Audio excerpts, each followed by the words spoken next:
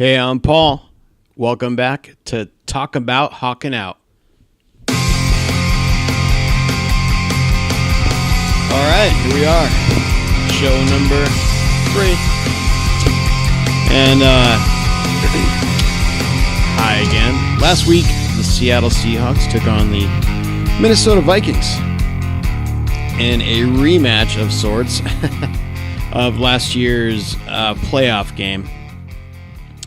And you know what? Let's just get right into it. Here's the recap. Minnesota Vikings come to town with Coach Mike Zimmer in a re-meeting of these two teams. This is a game in which we saw a 90-degree difference in temperature from the last time Seattle and Minnesota met. The last time we played Minnesota was in Minnesota, and it was minus 6 degrees. So last Thursday at 7 p.m. here in Seattle at CenturyLink Field, it was 84 degrees. That's quite a temperature swing. So all in all, a lot more comfortable for everybody involved. It turned out to be a pretty exciting game. So to start it out, the Hawks win the toss and defer, as we are wont to do at home, so that we can let the 12s get right into it. Right out of the gate. Vikings ball. Sean Hill comes out. Teddy Two Gloves Bridgewater was held back and sidelined by Coach Mike Zimmer, who stubbornly kind of refused to tell anybody why he was doing it, and it came down to a coach's decision. And believe me, the Minnesota fans and broadcasting crew were really curious as to why that happened. And if you watch the Minnesota broadcast, Teddy gets interviewed, and he's a little uptight about it. So who knows why? And you know what? They're gone. Who cares? Anyhow, so Sean Hill, the 15-year veteran, gets the start. And he's proficient. I'm sure he's a little banged up, but boy, he's made a pretty long career. He's got 15 years as a backup.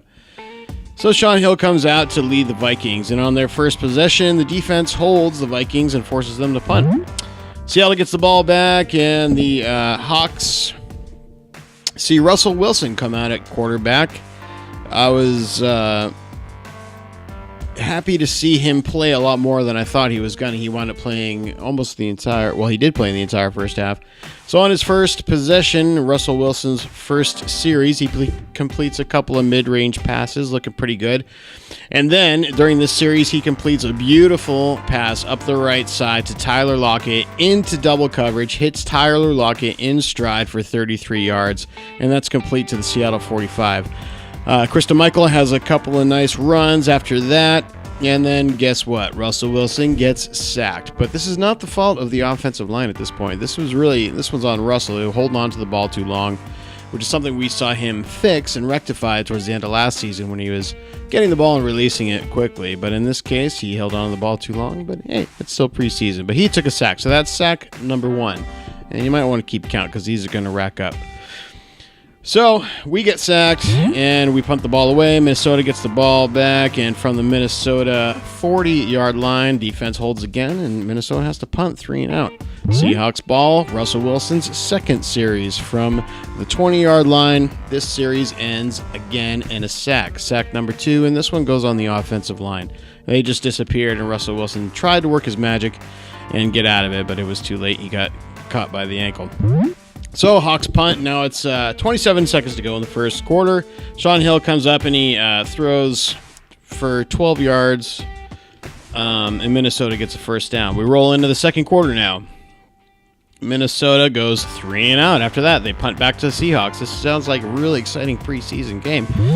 And now for Seattle, from their 20, Kristen Michael, who's been looking really good. I actually heard him referred to as possibly being an elite running back, so that's brand new kind of talk. But he did look really good, so he runs for 8 yards, and then he runs up the left side, and he switches hands from the right to the left and runs for another 16 yards. That's a first down. And then we get up, and we're feeling really good, and Russell Wilson gets sacked. That's sack number 3. So sack number 3, and Pete Carroll kind of mentioned that half of the sacks were Russell's fault, half are on the O-line.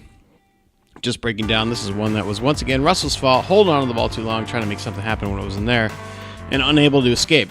Preseason woes continue. So Here we are, second quarter, 10 minutes left. Seahawks got a punt. Minnesota ball gets back. Minnesota gets the ball back on their 20-yard line, and Sean Hill throws to their tight end Rudolph for 22 yards up the gut, right down the middle.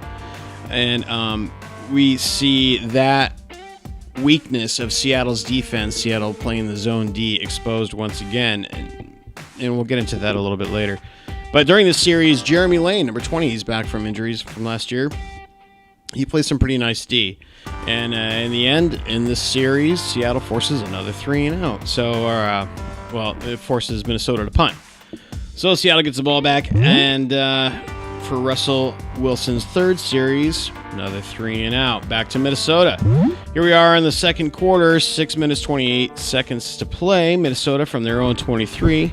They get a first down. Hill to tight end Rudolph again in the center of the field for 26 yards for a first down. Now this is where we want to stop. Hold the music. What is up with Seattle giving up the middle of the field?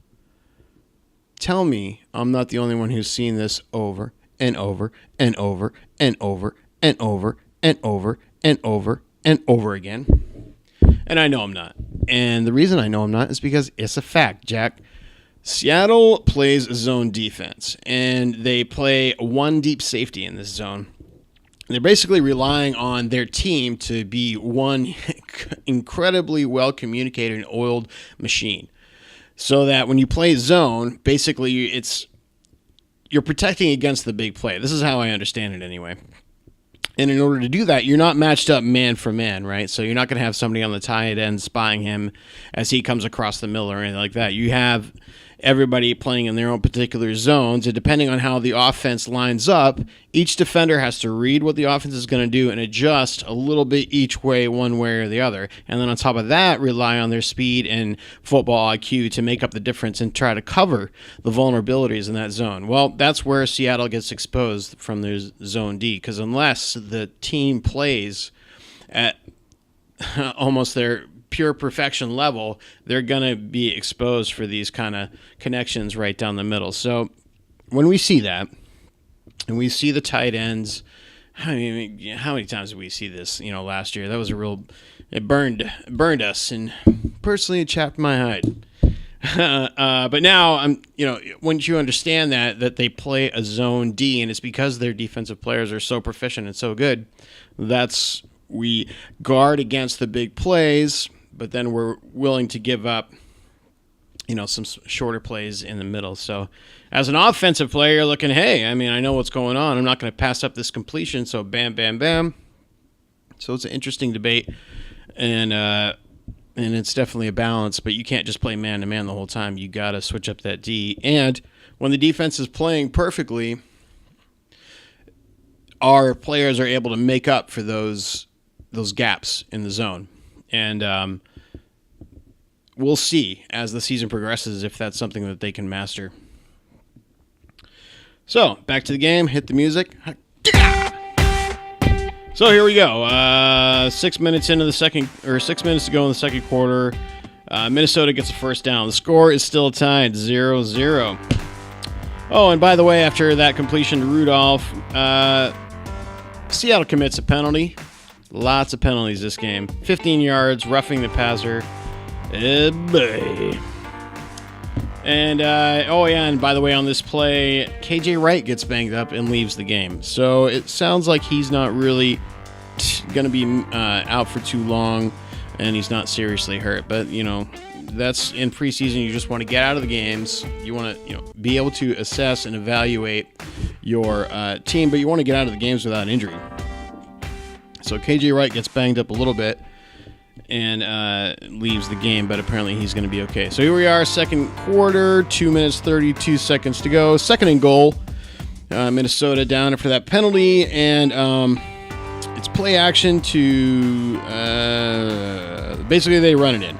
They run it in on a counter, and Minnesota gets a touchdown. Congratulations, Minnesota. You pieces of crap. All right, and it's preseason, so Minnesota figures, hey, why not? It's 6-0 in the second quarter. Why don't we go for two? Because we're big, fat jerks. Anyway, they go for two, and they get it. Now, second quarter, 2 minutes, 20 seconds to go. Minnesota's up 8-0. Seattle, from our own 27, now we see a new running back, which I hadn't seen, Troy Maine Pope. And interestingly about this particular running back, he's an undrafted free agent rookie from, guess where? Texas Christian University, the very same school as our predicted to be, by yours truly, backup quarterback, number 2, Trevon Boykin. And those guys, by the way, TCU Horned Frogs. Go figure. Are Horned Frogs real? Is that a real thing, Horned Frog? Anyway, so Troy Maine Pope comes in. And he actually returns a kickoff for about 24 yards. Russell Wilson comes out for his 4th series of the day. And we see a left tackle, Miss Bradley Sowell, with a false start there. So he's had kind of a rough week in practice. He's been fighting with Michael Bennett. We come to find out later on that, Michael Bennett's been kind of fighting a lot in practice, but it's these newcomers to the team that are all hyped up, as we've been able to glean from Michael Bennett's comments, that they're being a little cocky and they're being a little bit aggressive after the play and potentially hurting somebody. So Michael Bennett has been putting his foot down, being aggressive back, getting in these guys' faces, saying, hey, this isn't the way things work. And it's actually come to blows in a couple situations. But, you hear that kind of thing and you're like, okay, at first I was like, Michael Bennett sounds like he's being kind of a chode. But then when his comments this week were basically like, look, these guys were crossing the line and they were coming into this new environment thinking that they had to be basically big and bad and try to push the existing guys around so that they could make their presence felt. But the reality is when you do that and you're on the same team, you risk injury. And so it just got to be over the line, and Michael Bennett came to a couple of his fellow players' defense, and that apparently has been what's behind this thing. So bygones be bygones. Bottom line is Sowell and Bennett made up, but here we go with Sowell with a false start at left tackle. Looking a little shady over there. And talk now is that if there's somebody better out there, Sowell would be gone, and we find somebody more capable at left tackle. So we'll see what happens there. The O-line played, well, they gave up a lot of sacks, but they still played okay. Kenny Britt at center really, he looks like he's a legitimate center, even though he moved over from guard, I think, last year. But he's taken to it, and he's the leader of that O-line, and he's doing well. So here we are, 2 minutes to go. Minnesota's up 8-0. Kenny Lawler now, our rookie. He catches a ball for a first down. Now we see another running back, Brooks. This is the first look at this guy. He has a nice little run, and Russell comes back up to the plate, and guess what? Bam! Sacked again. That's sack number 4, folks.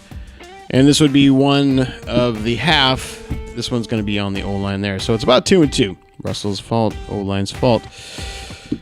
All right, so that's going to be all we're going to see from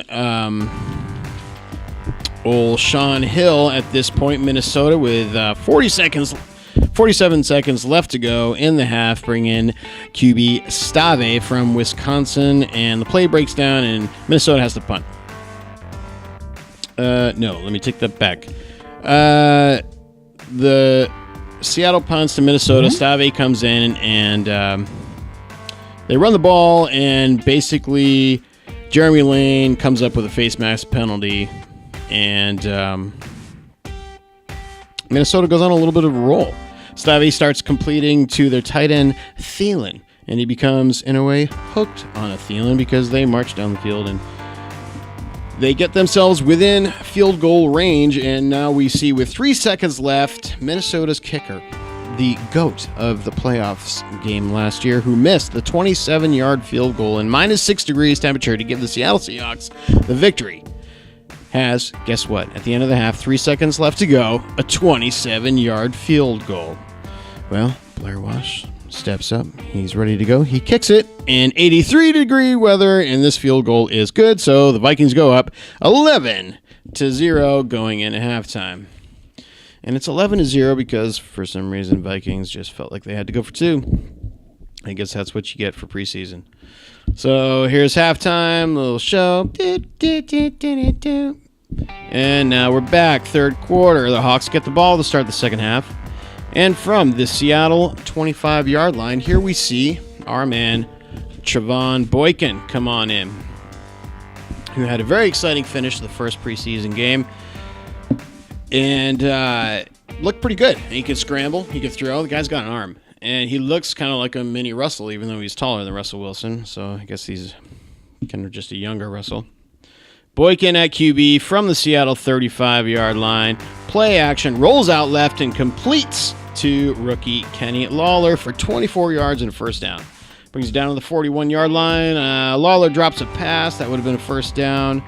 And then within field goal range, here comes Steven Hauschka to attempt a 53-yarder, and he misses on a high snap and kind of gets the yips, a little bit of a herky-jerky thing. So here we are in the third quarter, 11 minutes to go.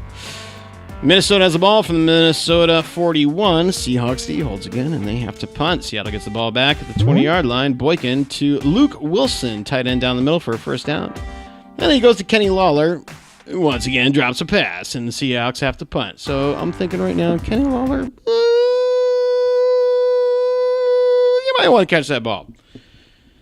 Minnesota has the ball back on the 20, and hey, guess who's coming to town? A man who was in town for a little bit of a kayaking trip, and I think he was out in Leavenworth, and he Snapchats, I'm just in Leavenworth hanging out, gonna have some R&R in the country.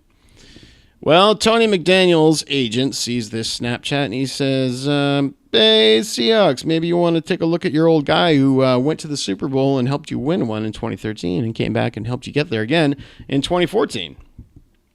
Your man, Tony McDaniel, comes back to the Seahawks kind of on a limb. He came back, he was playing for Miami, or Tampa Bay, and he was on a one-year contract last year, and I guess they decided not to bring him back. So he's just kind of floating around, planning on a vacation. Well, he comes back. He's in good shape, and he makes the team so far. And he was out there, and he comes in at this point in the third quarter with 7 minutes to go and makes a backfield tackle on the running back for a loss. Holds up that big old arm and flexes his bicep. He looks like he's in good shape. So that'll be nice to kind of shore up the D-line a little bit. Let's see. Third quarter, 4 minutes to go, and the 12s make their presence known. They cause a delay of game. That's the first one I've heard of this year. Well, that would be the first one. It's the first preseason game. So good job, 12s. One of many this year, I'm sure. And then next play, Stave, Minnesota's quarterback, is sacked by Frank Clark. So Frank's coming in to say hello. Minnesota has to punt with 3 minutes, 51 seconds left to go after a holding by Seattle. The Hawks get backed up, go 3 and out, have to punt back. Hey, ball goes back to Minnesota. Minnesota goes 3 and out and punts. Comes back to Seattle from the 35. Talkin Bout, and at QB still, he's going to play out the rest of the game, and this is when things actually start getting kind of good as we roll into the fourth quarter. With Talkin Bout comes in at RB, and I like this guy. The running back situation has not been completely ironed out yet. C-Mike looks like he's going to be on top. But this Talkin Bout, he's looking pretty good. So here we are. Let's roll right into the fourth quarter. We're looking at Boykins.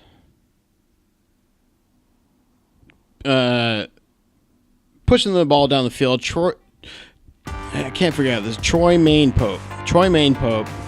He runs for a good 20. Bam! Busts it out. Plus a penalty.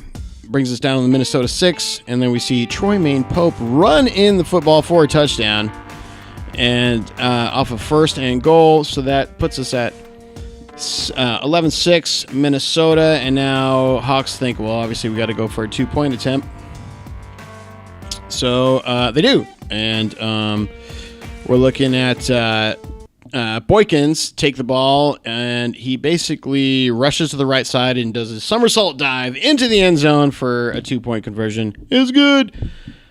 So now we're 11-8 Minnesota, and once again, Talkin Bout looking good. He's strong, he's quick.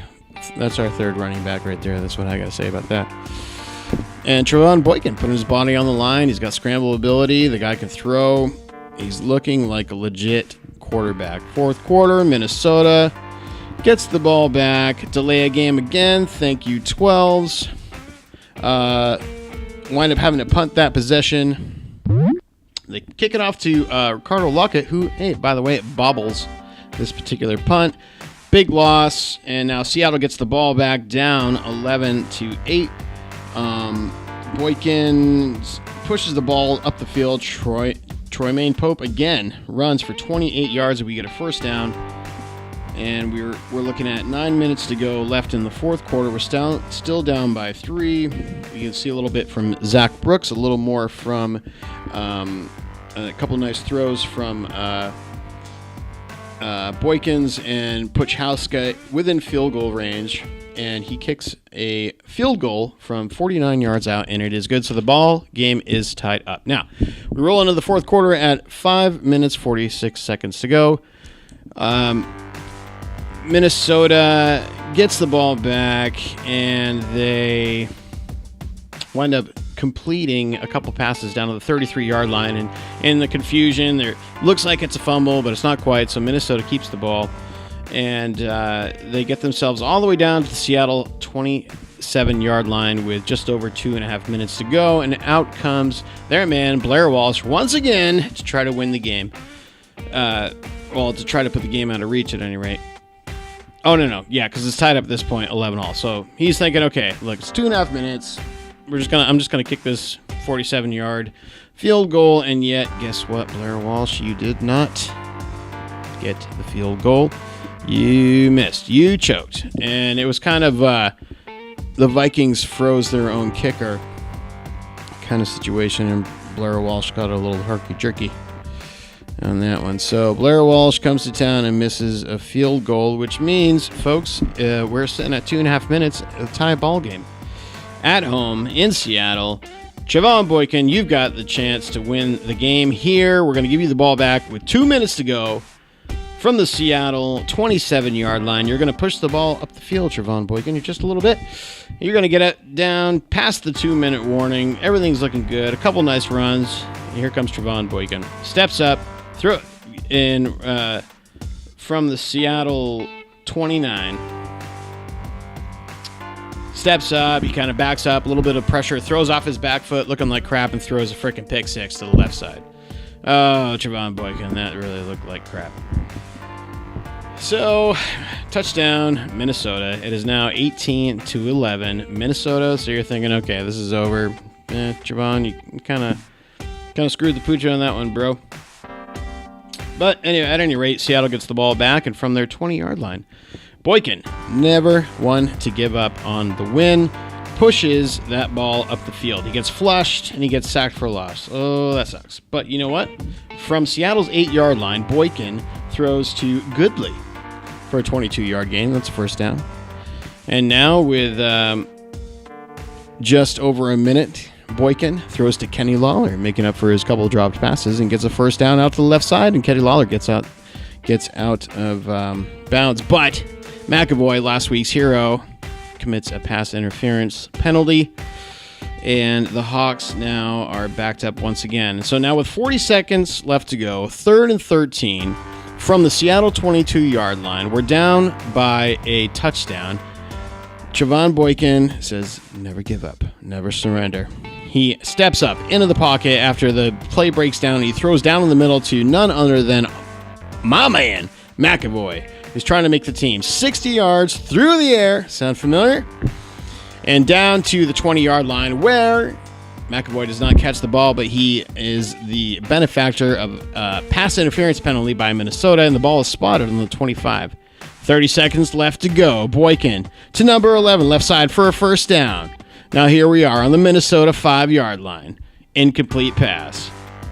Second down, 23 seconds left to go. Boykin sacked for a loss. Really looking like crap. You got to throw that ball away, man. And now Seattle, with no timeouts, gets to third down with 16 seconds left to go. And they're about on the 17-yard line. It's 3rd and goal from the Minnesota 15. Time running out. Snaps the ball. Double zeros on the clock. Boykin goes once again right side of the end zone, and it's a nice pass. However, it falls incomplete, and the Seattle Seahawks fall short 18-10 to 11 to the Minnesota Vikings last Thursday, thus bringing their record to 1-1 in the preseason. And what is, in the end of the day, I think Trevon Boykin, we know what we're going to get with an undrafted rookie free agent. Coming to find out, one of the reasons why he was undrafted is he had some behavioral issues last year. But the talent is there. I still think he's our backup QB. I don't think we've got anything to worry about aside from his youth. But the thing is, the guy wants to win, and he knows how to make some plays.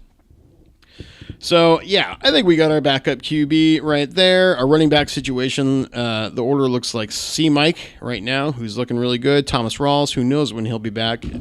Just saw a tweet before today's broadcast that Pete Carroll came out and said that Thomas Rawls, he's not going to play this weekend, but he will be ready by the beginning of the season. So we're going to see some more of Troymaine Pope,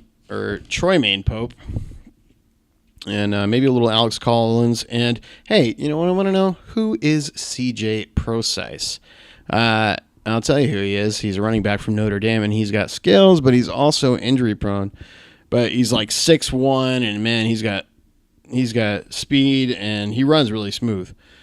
So if you look up some of his highlight film and highlight reels, it's pretty dope. The guy looks pretty badass. So we'll see. I mean, we don't only have so much room on this team. My guess it's going to be C-Mike, Rawls, and then so it's really for that third running back between Pope, Alex Collins, and Prosise. Good job. Doug Baldwin caught a couple passes. Kenny Lawler, you got to catch those balls, man, and if you catch those 2 drops, you're a lock to make this team. Luke Wilson saw some action. No Jimmy Graham once again. Who knows when he's going to be back. The O-line gave up 4 sacks in the first half. They're still coming together, and they're still gelling. 2 of those can be put on our QB, so I'm still going to say that the O-line's looking a lot better. They're giving better protection, and that they're going to be a lot better. But we got to see what's up with our left tackle. Bradley Sowell is a little bit suspect over there. He's been with 5 teams in 6 years, and I know I'm sure he's hoping that Seattle will be maybe the last team he's on for a while. And, well, I mean, that took about just all of our time. So we do want to say Seahawks quit committing so many penalties. Okay, next week, Thursday, as a matter of fact, we see the Dallas Cowboys coming to town. Romo still at the helm. We'll see him for a little bit. Des Bryant, I guess, had a concussion, so he won't be playing. We got Morris at running back now, and with a strong O-line, Dallas is going to push our guys around and put them to the test a little bit. Their defense is nothing really to write home about, so we'll probably see some more action and hopefully see Boykin come in and really solidify his role as a number 2, because I'm thinking that in week 4, we're going to see Russell Wilson really get most of the reps there. All right, guys, that's it for this week's show, Talking About Hawkin Out. Remember to subscribe to the channel. Click that little button and leave comments down below. Let's get a dialogue going. You can follow me on Twitter at NovusHClick.